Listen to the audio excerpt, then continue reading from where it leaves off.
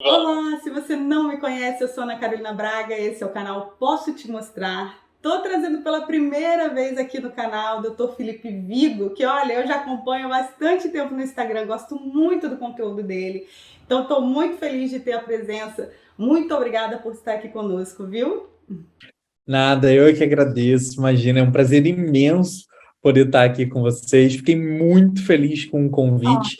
Também acompanho vocês e acho fantástico o trabalho de informação que vocês fazem, que é exatamente o que eu busco fazer também com o meu público, né? Eu sempre digo que a informação correta, a informação bem explicada, é exatamente a nossa maior força quando a gente vai principalmente migrar, lidar com os órgãos aqui em Portugal, porque é um tanto quanto complicado de vez em quando. É, não é nada fácil. Então, seja muito bem-vindo. E, doutor, eu trouxe aqui uma série de perguntas que as pessoas me mandaram nos comentários aqui no YouTube, nas nossas outras redes sociais, a respeito ali da proposta de lei com essas alterações da lei do estrangeiro, né, sobre esse novo visto para procura de trabalho. Então, eu tentei, assim, pegar aquelas perguntas que vinham constantemente ali para tirar aqui, esclarecer. Então, fico muito agradecida de você ceder esse tempo aí, conversar aqui conosco. E, bom, seja muito bem-vindo, fique super à vontade. Eu já vou começar aqui mandando. Primeira Claro, pergunta vamos lá. é: se a proposta de lei ela for assinada do jeitinho que está, a gente sabe, ela passou pelo parlamento, né, foi aprovada no parlamento, agora ela vai para a mão ali do presidente, pode ter alguma coisa ali, né, isso alterada, e aí de repente até voltar mesmo para o parlamento. É isso? Tô certo? É exatamente isso. Então, se ela for aprovada do jeitinho que ela está, quais são as exigências ali relacionadas ao visto temporário para procura de trabalho? O primeiro ponto que é importante a gente tratar é exatamente o que você falou antes, que é um visto que ainda não está valendo. A gente ainda precisa aguardar pela aprovação, promulgação do presidente da República e depois que ele seja publicado no DRE, que é o Diário da República, o diário oficial aqui de Portugal.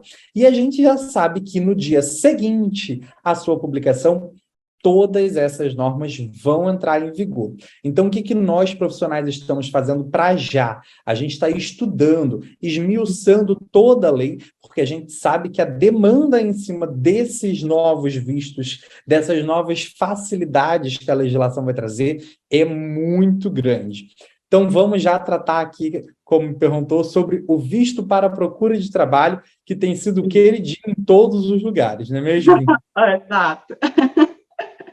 Ele é realmente um novo tipo de visto, uma nova modalidade de visto, e que a própria lei aponta dessa forma. Eu costumo tratar como um visto híbrido. E por que um visto híbrido?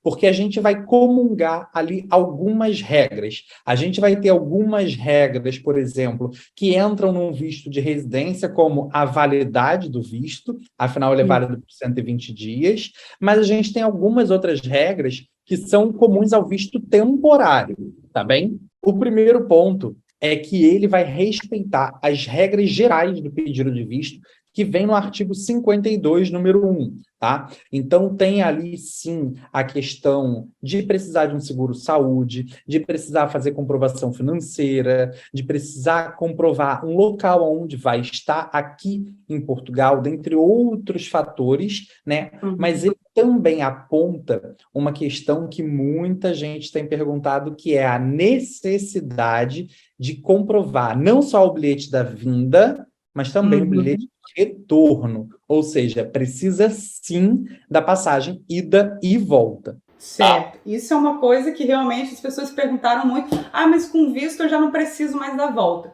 Ele sendo um visto temporário, que tem ali o prazo, né, 120 dias, eu tenho que ter então uma passagem de volta, é claro, né, sendo aprovado, com visto, tudo certinho, eu vou ter que precisar aí de uma passagem de volta, então, dentro desse período, é isso?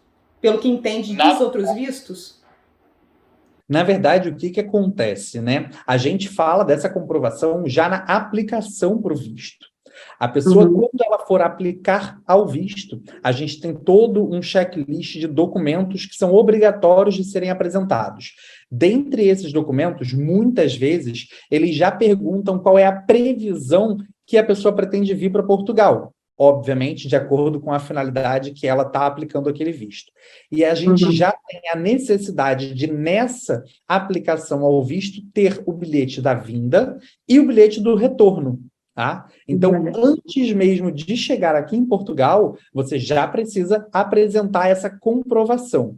Mas uma questão que vale aqui a gente falar é o seguinte: muitas vezes as pessoas acham que é efetivamente a passagem aérea. Tá? Não precisa ser a passagem efetivamente. O que você precisa comprovar é que você tem essa, pelo menos, reserva de passagem para vir e para voltar. Por quê? Como eles mesmos apontam nos próprios sites, eles não sabem quanto tempo efetivamente um visto vai ser aprovado. Ele pode ser aprovado com 20 dias, com 40 dias, às vezes com 90 dias, e isso pode representar um prejuízo financeiro para quem está aplicando, tá? E exatamente por essa razão que o que eles pedem é sempre que a pessoa comprove que ela tem essa reserva do bilhete da vinda e da volta. Uma vez que a pessoa tem o visto, para entrar em Portugal, aí sim vai ter que comprovar passagem e de volta. Entendi. E essa passagem é dentro desse período de 120 dias? Então, se eu estou colocando ali que eu vou vir em outubro, conto ali os meses, os 4 meses no máximo, e a passagem de volta tem que estar ali, nesse período. É isso? Exatamente. A passagem ela tem que ser para até 120 dias, tá? E aí tem um ponto de peculiaridade aqui, porque a própria legislação prevê a possibilidade da pessoa prorrogar esse visto por mais 60 dias, né? Lembrando que, assim como ocorre a prorrogação do período de turismo, tá? A prorrogação do período do visto para a procura de trabalho, também vai ser necessário comprovar os requisitos necessários para essa extensão. Ou seja, esses 60 dias a mais que você vai pedir ao CEF para que seja prorrogado, você vai precisar fazer comprovação financeira, vai precisar fazer a comprovação de que tem um lugar para você estar aqui em Portugal e também de que você tem o seu bilhete de retorno para o seu país de origem ou então para fora do espaço Schengen. Que isso é um ponto que a gente acaba confundindo, né? O bilhete não necessariamente tem que ser para o país de origem, mas é uma saída do espaço. Entendi, certo. Então, o primeiro requisito aí que o senhor já esmiuçou bem é realmente essa passagem de volta por conta de ser um visto temporário, né? Um visto em que você tem a data ali de começar e terminar o visto, né? Então, a passagem tem que estar ali na hora de aplicar já para o visto. Vai mandar os documentos, já tem que enviar pelo menos a reserva ali, né? Exatamente. Ótimo. Vamos para o segundo ponto, muito polêmico, o senhor já citou aí, que é a questão da renda, do valor de subsistência. Muita gente, olha, esse assim acho que é recorde. Todo mundo manda aqui para mim e fala, mas se eu tô indo procurar trabalho é porque eu não tenho dinheiro aqui no Brasil, como que eu faço para demonstrar a renda, esse meio de subsistência? Então, também gostaria que o senhor explicasse um pouquinho como é feito hoje com os outros vistos, e é o que está ali na proposta de lei, né? Como deve seguir com esse visto de agora. Claro que sim, e realmente é um ponto que gera muita polêmica, até porque tem dividido muitas opiniões sobre qual é a norma que a gente vai seguir nessa comprovação. Se a gente vai seguir uma norma do visto de residência ou se a gente segue uma norma dos vistos temporários, né? E aí eu retomo lá no início, quando eu falei que é um tipo de visto híbrido, onde a gente vai buscar alguns conceitos de um lado e alguns conceitos do outro. Sempre quando a gente fala da comprovação da questão financeira, a gente vai olhar para a portaria 1563 de 2007. Tá? Lá é onde vem tudo isso determinado, não vem na lei dos estrangeiros. A própria lei vai fazer remissão para a portaria, tá bem? O que acontece normalmente nos vistos que são vistos de trânsito ou de curta duração? A pessoa tem que comprovar 40 euros por dia que ela está aqui em Portugal e mais 75 euros na entrada. Isso dá um valor muito alto. Só para a gente falar dos 40 euros por dia, a gente já está falando de 4.800 euros, o que é um valor muito alto principalmente para quem vai converter o dinheiro, não é mesmo? Sim, verdade. Mas aí a gente consegue já ter uma tranquilidade. A portaria não foi alterada, tá? Isso é muito importante a gente falar aqui. Mas o que que a gente tem feito a nível de interpretação da lei? Esse visto, apesar de ser um visto para a procura do trabalho, que tem um tempo para você entrar e supostamente para você sair, ele tem exatamente essa parte híbrida, essa mistura. Por quê? Ele pode se converter também numa autorização de residência. Então, por essa razão, qual a interpretação que a gente tem feito? A interpretação é que a gente vai observar os requisitos do visto de residência. Então, na verdade, a comprovação financeira que a pessoa vai precisar fazer não vai ser dos 40 euros por dia, mas sim na base do salário mínimo, vezes o tempo que ela vai estar aqui, que é uma média de 4 meses. E isso vai dar 2.820 euros que a pessoa vai precisar fazer a comprovação. É uma diferença de 1.980 euros. Bastante. Para quem já está reclamando dos 2.800, pelo menos já, né, você já cai ali bastante dessa comprovação, né? Então, na hora que eu vou aplicar para o visto, entende-se, pelo que está ali escrito, pelo que já acontece com os outros vistos, é que você vai ter que mostrar essa comprovação. Pode mostrar, geralmente você pode mostrar em real mesmo para quem está no Brasil, né? Não tem problema, tem que estar ali o valor equivalente ao que é obrigatório em euros, é isso? É o que a gente sempre fala, a comprovação, né, da situação financeira pode ser feita de inúmeras formas. A pessoa pode comprovar com o que ela tem no Brasil a nível de cartões, a conta bancária, o próprio imposto de renda também pode servir como essa comprovação. E é claro, se a pessoa já tem esse planejamento de repente, abrir uma conta em Portugal e começar a fazer ali uma poupança em euros, que também é muito atrativo, né? A pessoa pode fazer a comprovação também com valores que ela tem aqui. Ah, é ótimo, excelente. Então, o caminho é que pelo menos esses 4 meses, né, de um salário mínimo português, 705 euros ali, pelos 4 meses, você tem que realmente apresentar na hora de aplicar para o visto, na hora de pedir para o visto. Né? Isso ainda do Brasil. Esse visto, na verdade, é sempre aplicado fora de Portugal, certo? Exatamente. A gente não fala em visto no destino. O visto, ele vai ser sempre no país onde você tem a sua nacionalidade ou no país onde você tem residência legal. Atenção a esse ponto, tá? Porque tem muitas vezes que as pessoas migram, vão para outros países, não estão lá como residentes legais e querem aplicar o visto. Nesse caso, é necessário voltar ao país onde você é nacional e lá fazer o pedido. Ou obter primeiro a sua autorização de residência naquele país, para depois poder aplicar o visto.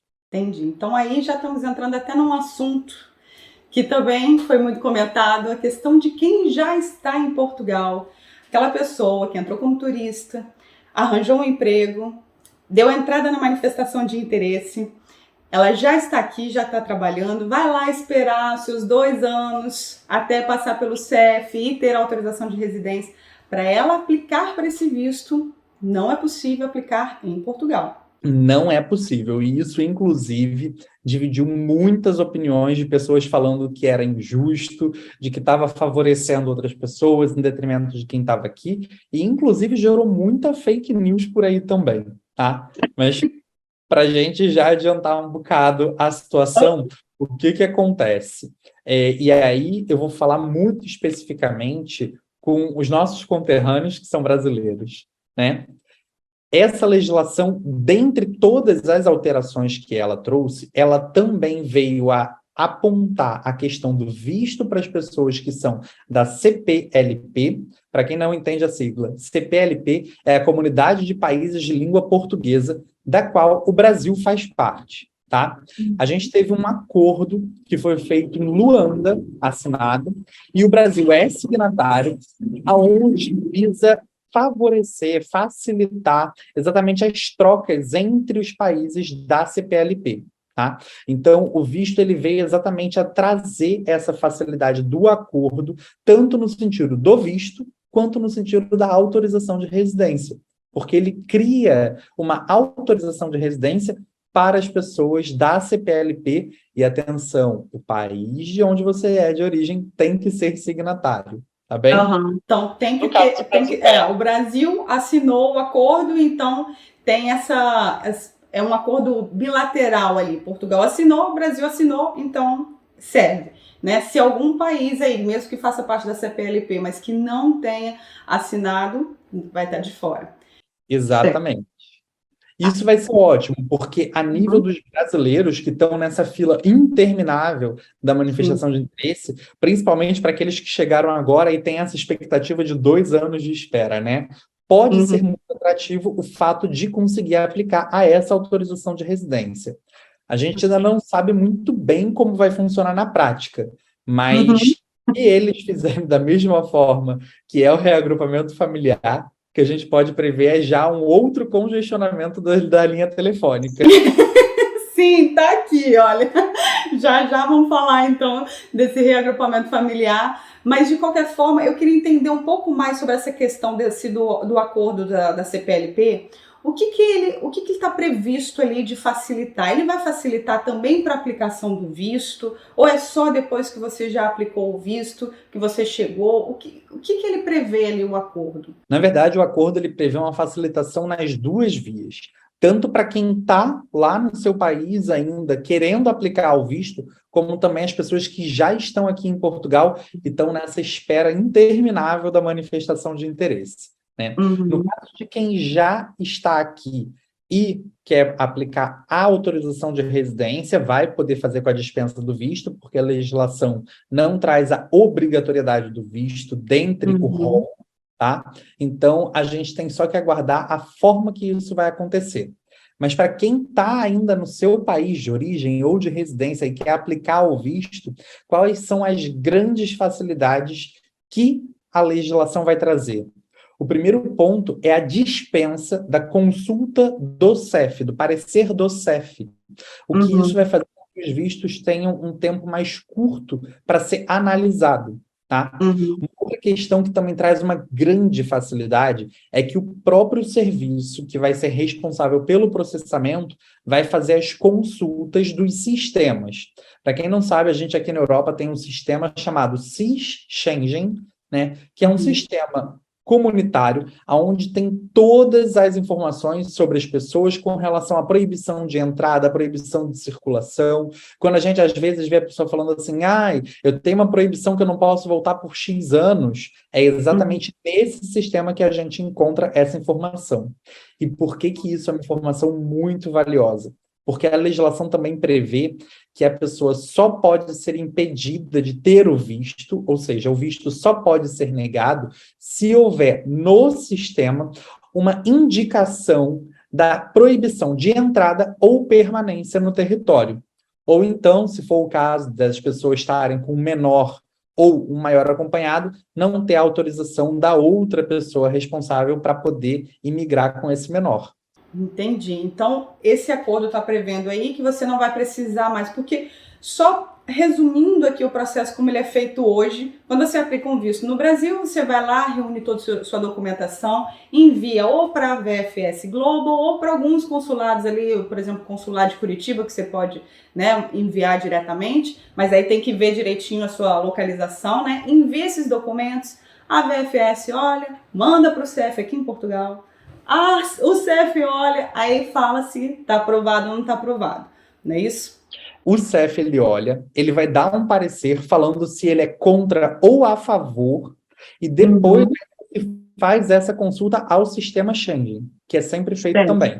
Se tudo está ok, se tudo está de acordo, aí sim o visto da pessoa é aprovado, eles fazem eles colam a tarjeta do visto no passaporte, e devolvem para a pessoa. Isso. Então, o que esse acordo está prevendo aí é que essa parte do CEF para os países, as pessoas de países da CPLP, né? Essa parte do CEF saia e aí tudo é aprovado ali, olhando, consultando o sistema, ver se você tem alguma negativa para entrar aqui. Então, a pessoa que nunca viajou, que ela nunca saiu do Brasil, não vai ter como ter o nome dela ali, a não ser que alguém tenha usado ali a documentação, né? Mas se ela não cometeu nada de errado por aqui, ela vai estar liberada ali. Agora, essa questão do acordo vai retirar, por exemplo, essa parte da subsistência ou não? Essa parte dos valores? Ou a gente ainda não sabe sobre isso? Então, quando a gente olha para a parte da legislação, o que a lei aponta é que só se pode fazer uma negativa do visto no caso de ter no sistema um impedimento de entrada ou permanência. Isso, Uhum. numa interpretação, faz com que a gente entenda que, sim, para quem é da CPLP, essa situação já não vai se aplicar, tá? A gente, é Uhum. óbvio, tem que aguardar na prática. É claro que, havendo discricionariedade do sistema, havendo discricionariedade dos órgãos, sempre se pode recorrer, tá? Inclusive, a gente, durante o período da pandemia, teve uma grande leva de pessoas que tiveram os seus vistos indeferidos e ou com pareceres com intenção de indeferimento, e muitos eram totalmente discricionários. Eu tive o meu, viu? O meu veio uma intenção de deferimento, eu fiquei, meu Deus! Mandei tudo de novo e aí foi aprovado. Mas enfim, né? Mas é sempre possível a gente recorrer em prol de fazer valer o que é a legislação efetivamente. Uhum.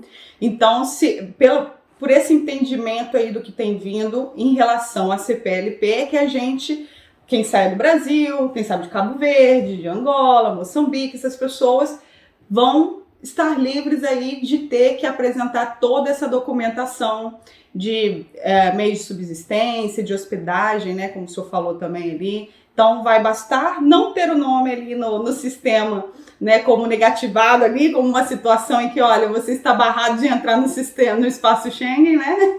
O que se entende da interpretação legal é exatamente isso. É claro que é o que eu sempre falo.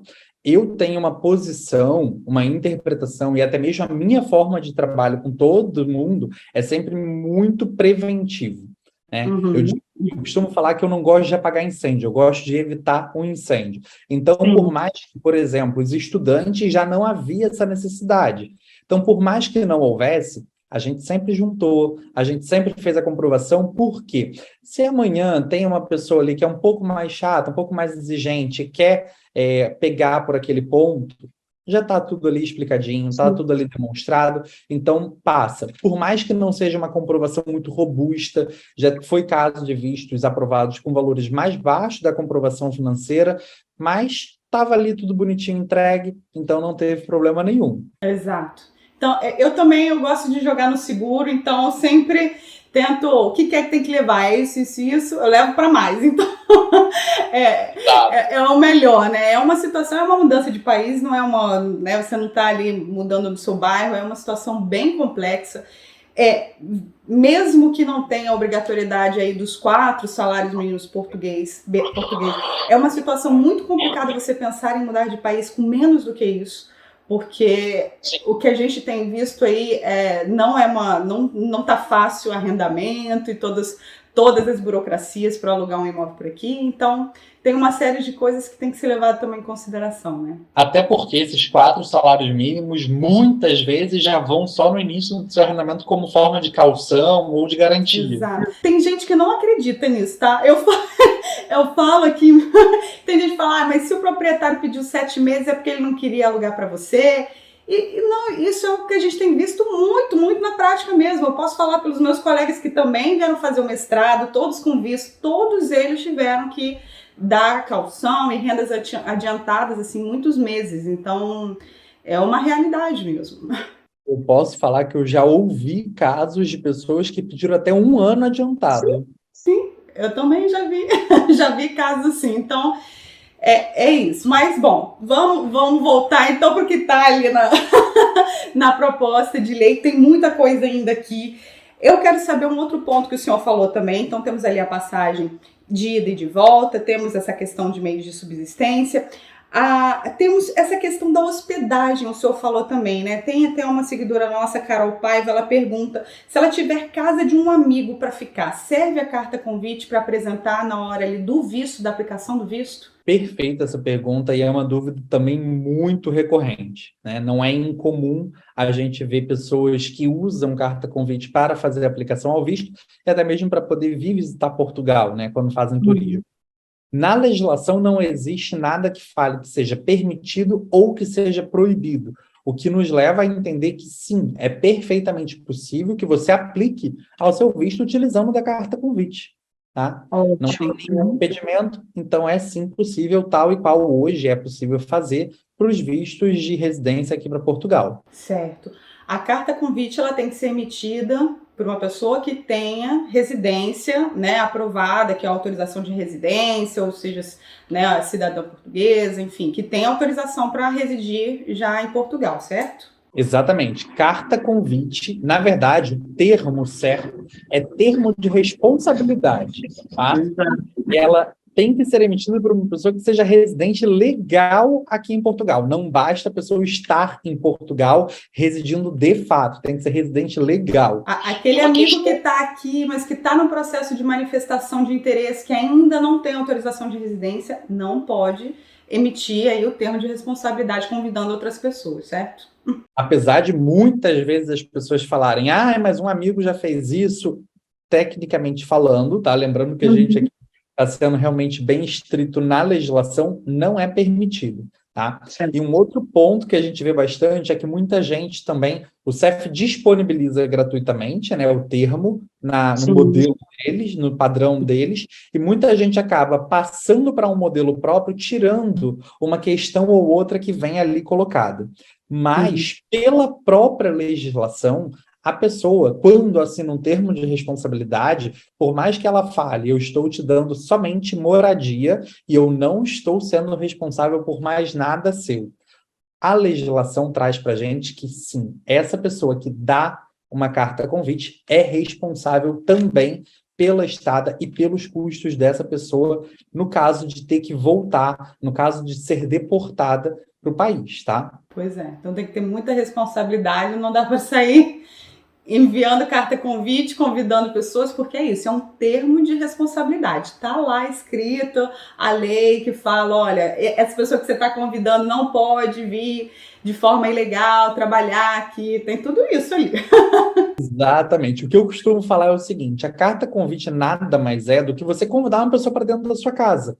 E você não coloca qualquer pessoa dentro da sua casa. Você não distribui convite para qualquer um entrar na sua casa. Então, tem que ter muita responsabilidade para quem a gente emite carta convite. Isso. Então, essa questão da hospedagem, na hora que você aplica para o visto, como já acontece com os outros vistos também, eu me lembro, eu mandei o meu também era um visto de residência, só para a gente também deixar claro que esse visto de residência, então, é para aqueles onde a pessoa vem ficar mais de 12 meses, tô correto? Então, no meu caso, vim estudar para 2 anos, meu mestrado, então tenho direito ali à residência, assim como, né, o visto D7, visto D2, visto D4, que é esse do estudo, enfim. Então, quando você fica mais de 1 ano. Mas como já acontecem com os outros, eu me lembro que eu também tive que mandar ali uma reserva de hospedagem mostrando onde eu ia ficar ali nos primeiros dias. Esse do visto temporário para procura de trabalho também prevê mostrar ali uma reserva de hospedagem. É exatamente isso. É necessário comprovar que você já tem algum lugar, pelo menos reservado, para que você esteja aqui. Muitas vezes as pessoas ficam receosas porque falam, mas eu vou gastar dinheiro com isso, mas é um requisito necessário para a aplicação. Por isso que a gente sempre reforça muito. Tudo é planejamento. É necessário que tenham aí os 4 meses, o senhor acha, ou pode ser um período até que a pessoa alugue o quarto dela, alugue a moradia? O que a lei prevê quanto a isso? O que normalmente a gente indica, tá? Até mesmo por uma questão da pessoa ter essa segurança de que não vai perder o valor que ela vai investir naquela reserva, né? O que eles pedem é uma reserva, assim como a passagem. Eles não pedem que seja o arrendamento, que seja o local onde você vai efetivamente morar. Então, é perfeitamente possível que você utilize de uma reserva gratuita para poder aplicar esse visto num local onde você espera estar. Então, não fale que você vai reservar em Lisboa e vai morar no Porto. Se você pretende Porto, reserve um local no Porto que tenha um cancelamento gratuito, E quando chegar aqui, você já vai ter mais em mente, não, então eu quero ficar ali, vou reservar efetivamente um local, um Airbnb, um hotel, um hostel, para um Uhum. período, e depois vou procurar um lugar para eu morar. Aqui, a nível da pessoa que faz a imigração, isso é perfeitamente possível. Para o visto, a gente, como é um visto de curta duração, são 120 dias, a gente Uhum. sempre indica que tenha para os 120 dias. Ok, certo, perfeito. Vamos lá, mais perguntas então. A Lúcia Gonçalves, ela pergunta se ela pode entrar no país para procurar trabalho ou se ela já vai ter que estar contratada aqui em Portugal. Então vamos aproveitar então para falar sobre umas diferenças do visto D1 que já existe, que é o visto para o trabalho, né? E esse agora, esse novo visto para procura. A pessoa já vai precisar ter um contrato para vir para cá? Não, não. É exatamente essa a grande diferença. Na verdade, o que que acontecia muito antigamente? O visto D1 é um visto que a gente tem muitas dificuldades de acesso por muitas pessoas. Muita gente está no seu país aplicando para vagas aqui e relata: eu não consigo ser contratado porque eles me pedem que eu já esteja em Portugal. Quem Sim. nunca ouviu isso por aí, né? Sim. Então, exatamente para essas pessoas que o visto para procura de trabalho veio. Esse visto ele Uhum. tem a intenção de que a pessoa possa entrar em Portugal sem ter ainda um trabalho contratado, tá? Então a pessoa vem exatamente para que ela aqui tenha 120 dias, ou seja, 4 meses, para que consiga um trabalho. Só vamos ter atenção a um ponto. É muito normal aqui em Portugal as pessoas falarem assim: vou te dar um contrato. E ser um contrato de prestação de serviço, porque a pessoa quer que você tenha recibos verdes, que vai ser um prestador de serviço, uma pessoa que vai trabalhar de forma autônoma, e ela te dá Uhum. esse tipo de contrato. No visto, a gente fala especificamente sobre contrato de trabalho. Não pode ser recibos verdes, tá bem? O recibo verde é como se fosse um MEI ali no Brasil, onde eu emito as notas fiscais, trabalho de forma autônoma, né? E aí emito uma prestação de serviço. Então, nesse caso do visto, realmente ela tem que ser contratada da empresa para poder ter direito ali à sua autorização de residência. Exatamente isso. Não vai poder utilizar dessa questão da prestação de serviço, tá? Tem mesmo que ser contrato de trabalho. Uhum. Depois, nós temos o visto D1, que são aquelas pessoas que estão no seu país de origem ou de residência, foram contratadas, têm um contrato de trabalho e aí aplicam para o visto. E nesse tipo de visto, a gente também tem novidades. Tá? Olha, ótimo. Conte-me tudo. Uma grande questão, uma grande dificuldade que muitas pessoas relatam sobre o visto D1 é o fato da necessidade de uma declaração do IEFP, né, que é o Instituto de Emprego e Formação Profissional, falando que aquela vaga foi disponibilizada aqui em Portugal para as pessoas que aqui residem e para os nacionais que aqui estão durante um período de pelo menos 30 dias, que pode ser prorrogado pelo IEFP, e que Uhum. ninguém preencheu a vaga ou ninguém tinha as capacidades necessárias àquela vaga. Só depois disso, eles falam: ok, você pode contratar o estrangeiro que está no exterior, não tem problema Uhum. nenhum. Tá? É. Isso, até então, é um requisito necessário. E o que que a gente tem com essas mudanças da legislação? Esse requisito ele deixa de existir. Basta que a pessoa tenha um contrato de trabalho e ela vai Uhum. poder aplicar para o visto D1. Olha, essa eu não sabia, novidade total, assim, tô assim, muita gente fala: ai, Ana, mas eu já tenho um contrato de trabalho, eu posso ir, e infelizmente era ali, não conseguia ir com o visto D1, justamente por conta dessa situação, né, de que tem que primeiro mostrar que a empresa tentou aqui em Portugal, com as pessoas que moram aqui, só depois desse tempo pode contratar o estrangeiro. Então, agora, com essa mudança, vai poder. Nossa, olha, essa já é uma ótima, hein? Pois é. Excelente. Essa ainda não tinha visto nada sobre esse assunto. Que bom, fico muito feliz. Então, tem essas particularidades. O D1, então, é para quem está no Brasil ou quem está, né, em qualquer outro país, recebe ali a sua proposta, tem uma empresa interessada em contratar aquela pessoa, pode aplicar ainda.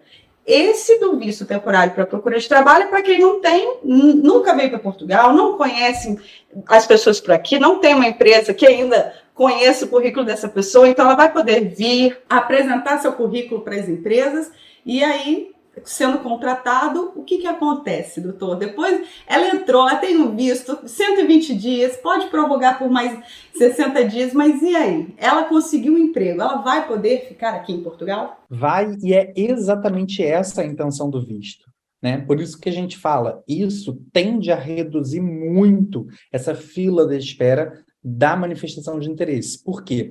Na verdade, a pessoa, quando vem com esse visto para procura de trabalho, ela já vem dentro dos 120 dias com uma indicação para que ela vá ao CEF para transformar, para poder solicitar o seu título de residência. Ou seja, se dentro dos 120 dias ela consegue um trabalho, ou então, vamos tratar na maior hipótese, né? Se dentro dos 180 dias, que ela tenha estendido ali aqueles 60 dias, consegue o seu contrato de trabalho, ela vai ao CEF, já com uma data pré-agendada, para que ela possa solicitar o seu título de residência. Com isso, não vai precisar esperar aqueles 2 anos da manifestação de interesse. Exatamente. Então, tem muita gente que fala assim, ai, Ana, mas olha, já estou indo, vou aplicar ali a manifestação de interesse.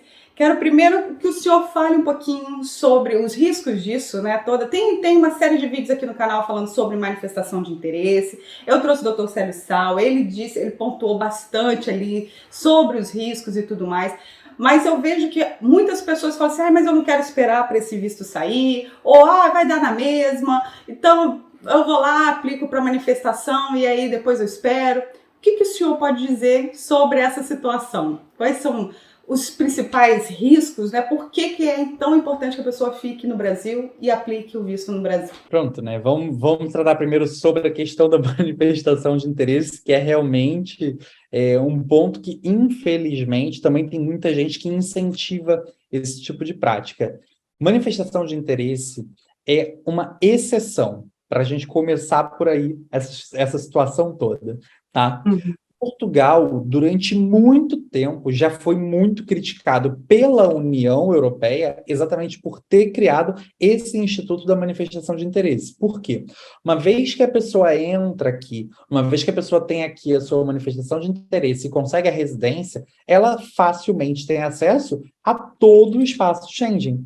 E isso tem os seus impactos e as suas implicações para todo o bloco, não é mesmo?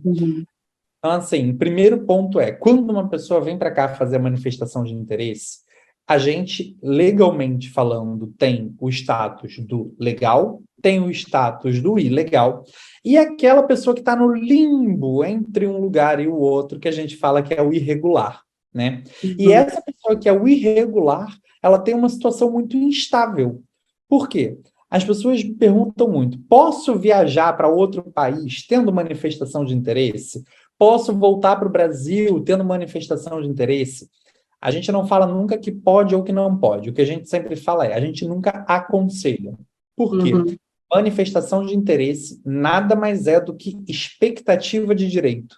Não significa que você é residente legal em Portugal. Significa que você está num processo para solicitar, para conseguir obter a sua residência legal. No final desse processo, a sua resposta pode ser positiva, mas pode ser negativa. E a partir do momento que a sua resposta é negativa, imagina todo esse tempo que você ficou aqui em Portugal e você vai ser considerado como ilegal, porque todo esse tempo você não conseguiu depois a sua residência legal, né? Então você vive essa situação da instabilidade. O mercado imobiliário, como a gente já falou, está cada vez mais complicado. As pessoas pedem que você tenha algum documento aqui em Portugal. É óbvio, sempre prezam por uma pessoa que já tem aqui uma autorização de residência, mas se você tem o seu visto para apresentar, já é uma outra tratativa, já é uma outra recepção daquele senhorio com relação ao aluguel, né? E, sem contar que é, de fato, a única forma legal de se imigrar quando você não tem uma nacionalidade europeia. Certo. Então, é realmente tirar o visto no lugar onde você reside, né? Às vezes a gente tem aqui algumas pessoas de outras nacionalidades, mas que já residem no Brasil, elas também podem aplicar para o visto, certo? Sim, sim, exatamente o que a gente falou. A pessoa ela pode aplicar o visto de qualquer lugar do mundo, desde Uhum. que ela seja residente legal. Por exemplo, eu já fiz aplicação aqui para Portugal de pessoas que estão no Canadá, de pessoas que estão em outros países, assim como pessoas de outras nacionalidades que estão no Brasil. Aham, certo, perfeito. Vamos falar então agora daquele outro assunto ali bem polêmico, reagrupamento familiar. A pessoa vai poder aplicar para o visto e trazer a família dela logo de cara? Vai ter que esperar? Como é que vai ser esse processo pelo que está ali na proposta? Essa resposta é uma das preferidas de quem é do direito, que é aquele famoso depende, né? Aham.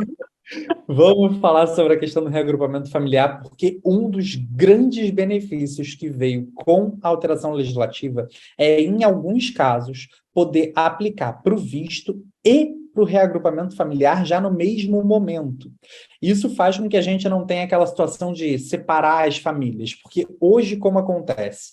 Qualquer pessoa, numa situação que a gente fale, seguindo estritamente toda a legalidade, vem para cá a pessoa que tem o visto, os familiares estão no país, quando essa pessoa tem o título de residência, o que é que faz? Depois reagrupa os familiares.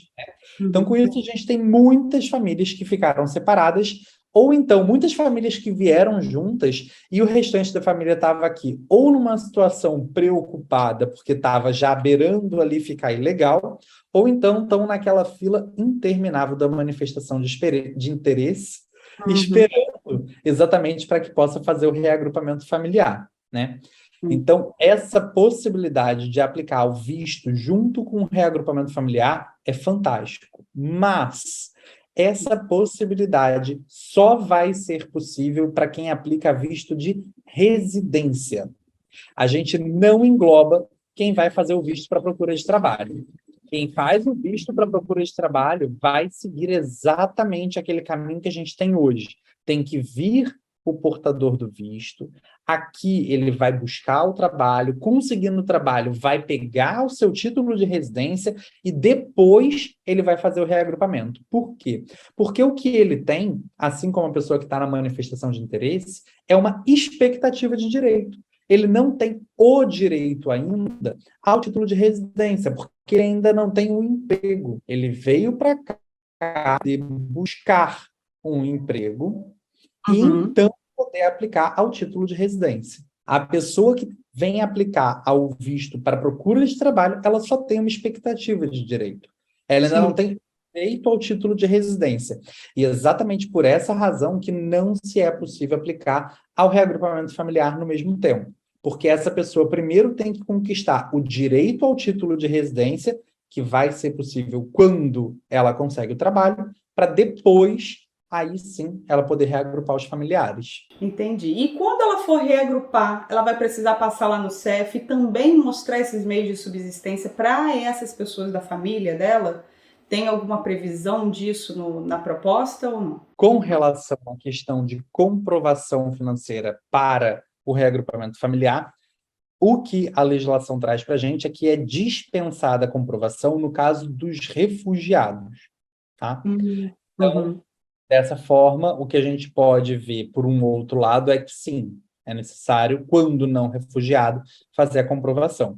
E aí a gente vai seguir aquela comprovação que vem da portaria. 100% do principal, 50% daqueles que sejam maiores e 30% dos menores. Então, 100% de um salário mínimo português para aquele ali que aplicou o visto, né, que também já até mostrou ali a documentação na hora do visto, mas quando vai reagrupar, ali quando for chamado para o CEF, for pedir o reagrupamento, ou seja, autorização de residência para esses familiares, tá com a esposa, tá com o marido, tem que ter ali 50% a mais do salário mínimo português, tá com filhos, se forem menores, 30% de um salário mínimo português. Tá? É isso. Exatamente. A única exceção aos maiores é no caso dos maiores a cargo, né? Quando está naquele regime onde o maior ainda está sob a responsabilidade de que vai 100%. Certo. Então, se eu tenho um filho que é maior de idade, mas que ele tá ali, sou eu que sustento ele, ele mora comigo, né? Ele tá ali no meu imposto de renda, eu tenho comprovações de que ele realmente vive a cargo, né, do responsável, ele também vai entrar então com quanto? 50%. Se for um filho maior só que Maior está estudando, por exemplo, tem 18 anos, está estudando, 50%. Mas se for maior, no regime do maior acompanhado, 30%. O maior acompanhado é como se fosse uma tutela, curatela que a gente tem no Brasil. Então, tem esses casos aí que a pessoa tem que verificar, mas de qualquer forma, o que está também previsto é o que já acontece hoje, né? Quando vai lá reagrupar, também tem que mostrar isso. Fala o tempo disso, por exemplo, essa pessoa, ela vai fazer autorização de residência aqui em Portugal, aquela que ganhou o visto ali, tem 4 meses para achar o trabalho. Achou o trabalho, ela tem lá o dia que ela vai na entrevista no CEF, vai pedir a autorização de residência dela e depois ela vai pedir o reagrupamento desses familiares, né, que vão também ter que ir ao CEF e vão ter que mostrar toda essa documentação, né? Esse tem um valor, esse 100%, 50% do salário mínimo, ele tem um tempo?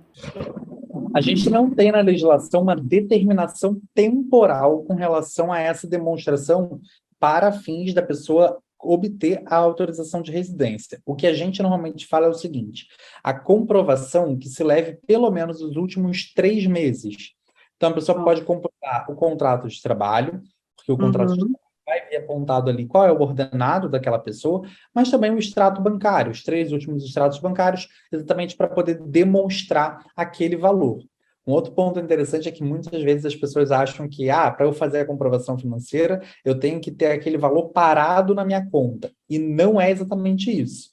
Na verdade, o que o CEF vai avaliar, né, quando vai olhar a comprovação financeira, é se você tem aquele fluxo financeiro na sua conta bancária e se com esse fluxo financeiro, com essa movimentação, você consegue prover o seu sustento e o da sua família, pelo qual você vai se responsabilizar para poder reagrupar. Perfeito, perfeita a explicação. Então, tem toda essa situação, vai poder reagrupar a família, só que depois que realmente já tiver a sua autorização de residência. Hoje nós temos uma situação em que, como o senhor já até citou, muita gente entra, já que com o Brasil tem esse acordo do turismo, né, de não precisar um visto para entrada a turismo, a família muitas vezes entra junto com aquele detentor do visto e espera. Nada impede que ela vá fazer isso, mas ela tem que ter ciência de que pode demorar e pode acabar o tempo de turismo dela e ela ainda não ter conseguido a autorização de residência, né? Inclusive, hoje, na prática, é o que acontece com a grande maioria, porque uma vaga para reagrupamento familiar é extremamente difícil, é muito escasso. Quando as vagas abrem, acabam muito rapidamente. Então, não é incomum a gente ver as pessoas ultrapassando esse tempo e tendo que ir para a manifestação de interesse. Hoje, o que vai acontecer de prática é essas pessoas que estão aqui hoje, eu digo, quando essa legislação entrar em vigor, se for da forma que ela está hoje no texto legal, né? Sim. As pessoas vão poder aplicar a autorização de residência da CPLP. Ou seja, elas não vão nem para o reagrupamento familiar e nem para uma autorização por razão do trabalho, né? Como seria a manifestação de interesse. Elas vão mesmo para a autorização de residência da CPLP, no caso dos familiares que são da comunidade de países de língua portuguesa.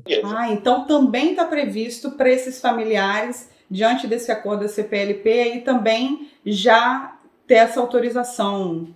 É isso? Na verdade, é uma questão, não é que está previsto na legislação, é uma forma de interpretação do que a gente tem hoje. Imagina que essa pessoa, vamos chamar de Maria, veio com...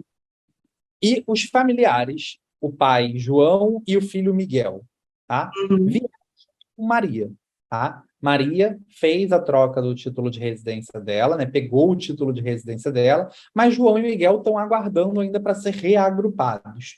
Se o presidente Marcelo promulga, amanhã a gente tem a publicação no DRE, depois de amanhã, João e Miguel podem solicitar a autorização de residência pela CPLP, porque são brasileiros, são de que é signatário do acordo, e com isso têm esse direito a essa autorização de residência. Olha, é muito parecido, então, com o que já acontece hoje ali com os outros cidadãos europeus, é isso? Assim, a pessoa que tem a nacionalidade da Itália, que tem a nacionalidade da França, ela vive aqui em Portugal, ela já tem um direito ali a residir aqui em Portugal sem precisar fazer manifestação ou qualquer visto, qualquer coisa. Vai ser esse o caminho ali do que tá? Vai ser um bocado similar ao familiar dessas pessoas. Assim como o familiar do nacional pode vir e aplicar pelo artigo 15, né? No caso do seu Uhum. cônjuge ou união de fato ali, essa pessoa que é familiar do nacional, que já está aqui, tá? Vamos frisar isso, vai Ah, poder fazer o pedido dessa autorização de residência. E por que que a gente fala da pessoa que já está aqui? Porque se você está no Brasil, vale aplicar junto no visto ao seu reagrupamento. Até porque uma das previsões da legislação é de que a pessoa, quando ela tem a aprovação do visto, ela também já vai ter a indicação para que ela tenha o NIF, o NIS e o número de utente dela. Então, olha. vale muito mais a pessoa aplicar ao visto no Brasil e já vir também com essa indicação do reagrupamento do que Uhum. fazer esse planejamento que a gente pode dizer que é um pouco torto, Aham, vai entendi. dar um jeito. Porque Aham. ela vai ter muito mais dificuldade para conseguir toda essa documentação aqui, para conseguir se legalizar aqui, do que quem já vai vir com tudo isso desde o Brasil. Entendi. Então a proposta já é que venha com o NIS, o NIF e o número de utente no seu ali na sua aprovação, saiu já vem para Portugal com esses documentos. Olha, O número de utente, diga-se de passagem, hoje é um dos documentos que muita gente está enfrentando dificuldade para conseguir. sim, sim. Conheço pessoas que já estão com autorização de residência e não conseguem ali. Então, tem muito disso. Imagina as pessoas que estão em todo o processo ali da manifestação. Imagina. Nossa, olha, ótimo. Vamos, já tô caminhando aqui para finalizar, prometo. Tem sido excelente mesmo essa conversa, muito esclarecedora, tá, doutor Felipe? Muito obrigada mesmo. Eu trouxe aqui, tem uma outra pergunta de um seguidor. Ele pergunta se o visto valerá por 120 dias a partir de quando ele é aprovado ou 120 dias de quando ele pisa em Portugal. Como é que funciona isso? Pronto. Isso é uma dúvida também muito comum e até mesmo hoje com relação aos vistos de residência, né? O que que acontece? Sempre quando a gente aplica o visto, a gente vai indicar uma previsão de quando a gente pretende estar aqui em Portugal. É com base nessa previsão que eles também vão fazer a data do visto, tá? Os vistos, eles já vêm escrito neles de quando eles são válidos e, no caso, por quanto tempo eles vão ser válidos. Tá bem? Então, ele não é válido no momento que a pessoa pisa em Portugal. Ele é válido a partir do momento que vem escrito no próprio visto qual é aquela validade, tá? Inclusive, muitas vezes as pessoas perguntam, olha, meu visto foi aprovado, mas ele é válido para daqui a uma semana. Eu posso ir hoje para Portugal, né? A pessoa às vezes quer antecipar. O que a gente fala é para ter cuidado, né? E ter um pouco de parcimônia com relação a essa antecipação do visto, né? Não convém antecipar muito. Tem vezes que as pessoas falam, eu quero ir em setembro, tiro o visto hoje, lembrando que ele tem uma validade, e aí a pessoa quer ir antes, né? Não convém entrar muito antes do período da validade do visto, tá? Mas ele é apontado no próprio visto qual é o período que ele vai ser válido. Perfeito. E tem mais alguma alteração importante que o senhor acha aqui para os brasileiros ou para as pessoas, né, da comunidade de língua portuguesa que vale a gente conversar aqui também? Na verdade, a gente tem também outras 3 alterações que eu acho muito importante da gente apontar, né? A primeira é a criação do visto dos nômades digitais. Muita gente antigamente falava, o visto para nômade digital, esse visto não existia, tá? Nunca existiu. Era sempre uma interpretação que era feita com relação à norma que existe hoje, tá? Então, essa legislação, sim, veio a criar esse visto para nômades digitais, tá bem?